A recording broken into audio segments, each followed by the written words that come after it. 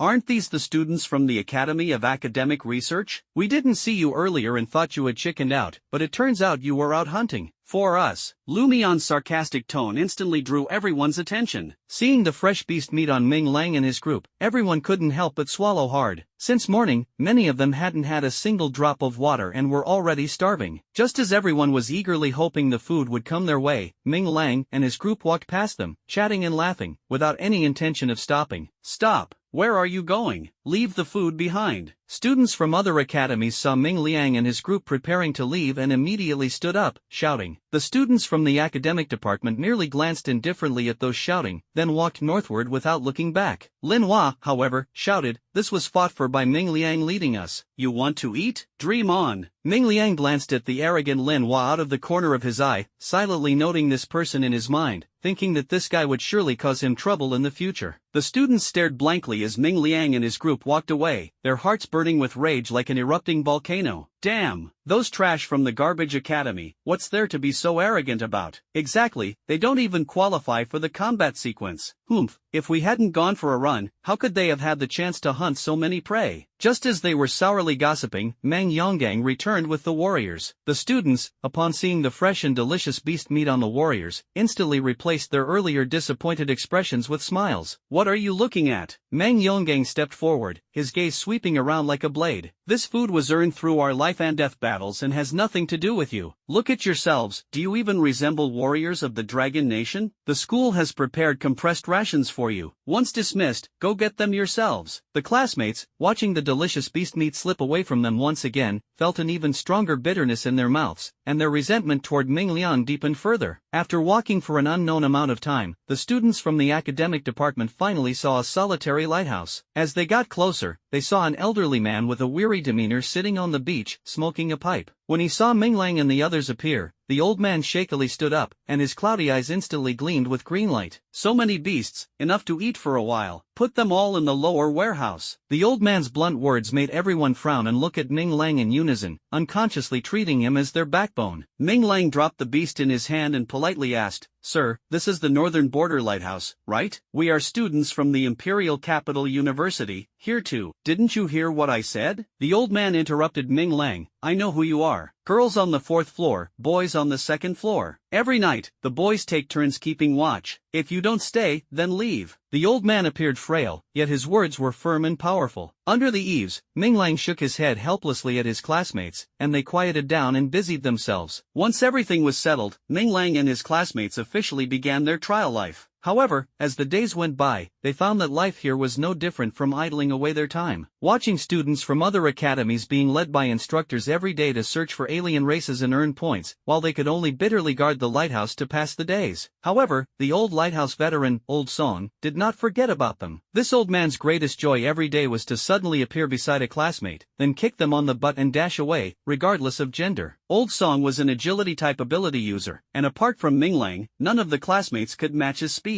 Because of this, the students were so worried that they wished they could sleep with one eye open. Over time, everyone developed the skill of identifying his position by sound. As soon as there was any movement, no matter what they were doing, they would react quickly, only to get kicked on the butt by Old Song again. Time flew by, and in the blink of an eye, only 3 days remained in the trial. Watching students from other academies earn points in large amounts every day, the students from the academic department felt as if the school's rewards were waving goodbye to them. At night, the 4 people in Ming Lang's dormitory wandered aimlessly along the seaside, engaging in what they called a night watch activity. Although it was called a night watch, the lighthouse seemed to have been forgotten by the world, with not even a trace of the alien races approaching it. "Ming Lang, why do you think we came here for this trial? To humiliate ourselves?" Lin Hua kicked the gravel on the ground, grumbling incessantly. Ming Lang glanced at him, feeling that something seemed off about this person. On the first day of school, there had been such a big conflict, yet now he seemed to be deliberately trying to get close to him. "I don't know. Anyway, it's almost over, so let's just get it done." Just as the 4 of them were about to complete this patrol, a few drifting figures on the sea caught Ming Lang's attention. Ming Lang took a closer look and saw the dark shadow emerging with the waves, rapidly approaching the border. "It's the aliens. Send the signal." Ming Lang made a decisive call, urging the 3 to take out their signal guns and fire into the sky. 4 red flares shot straight into the sky, piercing the night with sharp whistling sounds, illuminating the sea surface brightly. "It's you again." Ming Lang recognized the aliens on the sea and immediately flared up with anger. The rest of the alien races were unfamiliar to him, but the few hideous sea yakshas were something he could never forget in his lifetime. Hearing the gunshots, the students from the academic department were the first to arrive at the seaside. It was only after a long while that students from other colleges showed up, led by their instructors. "Ha, so many alien races, this time we're really hitting the jackpot. The top spot on the leaderboard is mine and mine alone." The students from other academies excitedly discussed by the seaside, but Ming Liang scoffed at them. He understood in his heart that the alien creatures those academies had slain in the past few days were merely some ordinary scattered beasts, completely incomparable to the alien army before them. Meng Yonggang's expression was grave as he stared at the sea and asked, "Who discovered the aliens?" "Me." Ming Liang's voice drew Meng Yonggang's attention. At this moment, the students of the academic department were all on high alert, forming a stark contrast to the cowardice of the other academies. The students from the other academies still treated this trial as a school lesson, completely unaware of the severity of the battlefield. Meanwhile, the students of the academic department, having experienced a great battle on the very first day, were already eager for a real fight. Meng Yongang nodded and quickly issued orders, "All border warriors, prepare to engage. Imperial capital students, assist in the attack. Tank squad, prepare to fire." Everyone immediately entered combat mode, and the entire borderline was instantly shrouded in a thick atmosphere of gunpowder smoke. Boom! The heavy sound of chains drew the attention of all the students as several steel war tanks slowly approached. The students were puzzled. What use are these tanks on the battlefield? Why use them in battles between ability users? Better than nothing. Even if it doesn't hit, it can still intimidate the opponent with its momentum. Listening to the students' discussions, Ming Lang felt a pang in his heart. "What do you know? This is my invention." "But the border military is too much. They actually plagiarized my idea." Over a dozen cannons were neatly arranged, their barrels pointing toward the sea. Just as the alien army was about to cross the border, Meng Yonggang shouted loudly, "Fire!" All the cannons fired simultaneously, countless fiery serpents instantly flying toward the sea. Sizzle! White phosphorus grenades exploded in the air, flames instantly sweeping through the alien army, and the sound of water shields shattering echoed continuously. "Everyone, charge with me," Meng Yonggang commanded, leading all the warriors into battle. The students of the Imperial Capital University were also inspired, gathering their energy and charging out as well. At this moment, the entire sea surface was illuminated with colorful energy, halos, the sounds of battle reverberating through the night sky. The alien army, now unprotected by their water shields, was instantly cut down in swathes by the warriors of the Dragon Nation. Haha, these aliens aren't so scary after all. Classmates, the time has come to make contributions to Dragon Country. Ming Lang killed the alien in front of him with a single punch. Feeling the power in his hand, he couldn't help but furrow his brows. This sensation. He found another alien and fiercely punched its head, only to discover that the alien, which had been sent flying by his punch, didn't die. It twisted its neck and stood up again, just as he thought. Ming Lang immediately realized the problem and shouted urgently, "Everyone, fall back!" The students from the academic department quickly retreated to Ming Lang's side upon hearing the command, while students from other academies showed disdain for him and continued their assault on the alien race. Meng Yonggang heard Ming Lang shout and swiftly moved to his side, asking sternly, "Why are you disrupting morale? Do you know the consequences of doing this?" Ming Lang wasted no words, grabbed the alien corpse floating on the sea, and held it up in front of Meng Yonggang. "Look!" Upon seeing the alien corpse, Meng Yonggang's pupils contracted sharply, and his heart tightened.